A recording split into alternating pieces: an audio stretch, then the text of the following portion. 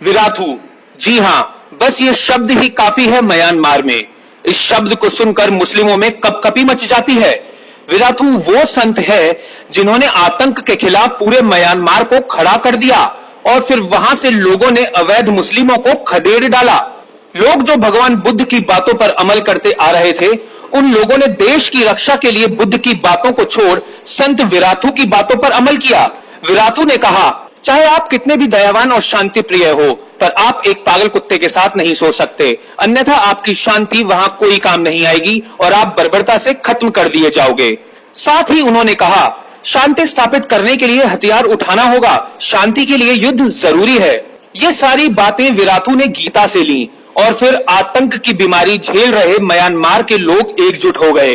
वो विराथू के लिए जान देने और जान लेने के लिए तैयार हो गए और पूरे म्यांमार से अवैध मुसलमानों को खदेड़ा जाने लगा। विराथू के प्रवचनों को अगर कोई सुने तो उसे लग सकता है कि शांत स्वरों में मोक्ष प्राप्ति की बात चल रही है। दृष्टि नीचे किए हुए जब वह अपना प्रवचन दे रहे होते हैं तो प्रस्तर प्रतिमा की तरह स्थिर नजर आते हैं। चेहरे पर कोई भी उत्तेजना नहीं नजर आती। एक बारगी लगेगा कि वह कोई गंभीर आध्यात्मिक उपदेश दे रहे हैं, लेकिन वह अपने हर उपदेश में बौद्धों के संगठित होने और हिंसा का जवाब हिंसा से देने का उपदेश देते हैं। विराथू के भाषणों से प्रभावित होकर पड़ोसी मुल्क श्रीलंका में भी बौद्ध भिक्षुकों ने मुख्यतः मुस्लिमों के खिलाफ बोडू बाला सेना नाम का संगठन बना लिया है। इस संगठन का मुख्यालय कोलंबो के बुद्धिस्ट कल्चरल सेंटर में है, जिसका उद्घाटन राष्ट्रपति महिंद्रा राजपक्षे ने किया था। इस संगठन में भी लाखों समर्थक हैं जो मानते हैं श्रीलंका को मुसलमानों से खतरा है। हजारों लोग उनकी रैलियों में शामिल होते हैं तो सोशल मीडिया पर भी उनकी अच्छी खासी पकड़ बन रही है। वे मुस्लिम समुदाय के धार्मिक विश्वासों, पूजा पाठ के तरीकों और विशेषकर मस्जिदों को निशाना बना रहे हैं। केवल म्यांमार और श्रीलंका ही नहीं, चीन में भी बौद्धों और मुस्लिमों में टकराव जारी है। बौद्ध देश चीन के मुस्लिम बहुल प्रांत शिनजियांग के मुसलमान देश के इस क्षेत्र को इस्लामी राष्ट्र बनाने के लिए वर्षों से जिहाद कर रहे हैं। ये लोग चीन में केवल एक बच्चा पैदा करने के कानून का भी विरोध करते रहे हैं। यहाँ तर्क मूल के उइगर मुसलमान चीन में रह रहे विशेष समुदाय के मुसलमानों को कहा जाता है।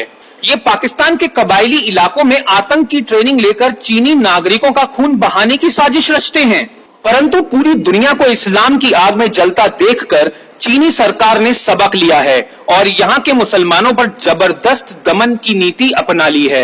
यहाँ मुसलमानों को दाढ़ी रखने, बुर्का पहनने, यहाँ तक कि रोजा रखने पर भी पाबंदी लगा दी है। म्यांमार में हुई हिंसक घटनाओं के बाद अब प्राय पूरी दुनिया में बौद्धों और मुस्लिमों में भारी तनातनी पैदा हो गई है, जिनमें अशीन विराथू बौद्ध दुनिया के एक नायक एवं जिहादी दुनिया के लिए एक बड़े खलनायक बनकर उभरे हैं। म्यांमार में हुए कई सर्वेक्षणों के बाद ये प्रमाणित हो चुका है कि जनता एवं बौद्ध भिक्षु विराथू के साथ हैं।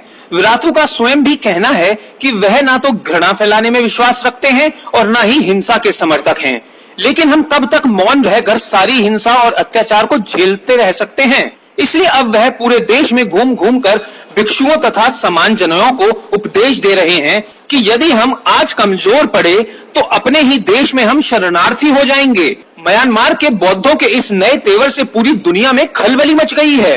दुनिया भर के अखबारों में उनकी निंदा में लेख छापे जा रहे हैं, परंतु पूज्य चरण अशीन विराथू को इससे कोई असर नहीं पड़ता। वे पूर्वतः असली राष्ट्र आराधना में लगे हुए हैं।